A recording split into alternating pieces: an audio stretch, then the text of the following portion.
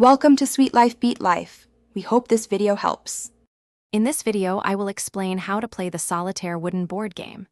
To begin, you'll notice your wooden board has either 33 or 37 holes, depending on the version you have.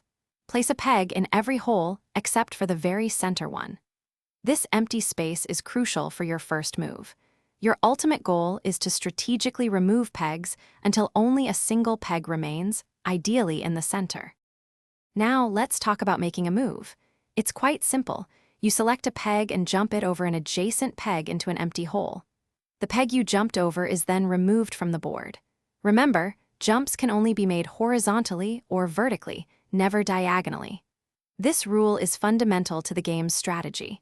Each successful jump brings you closer to your goal of having just one peg left.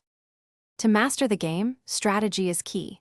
Try to think several moves ahead, anticipating where empty holes will appear and how you can create new jumping opportunities.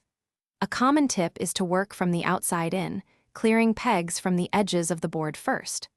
Also, try to keep the central area open for as long as possible, as this often provides crucial late-game moves. The game concludes when you can no longer make any valid jumps. You achieve victory if, at this point, only one peg remains on the board.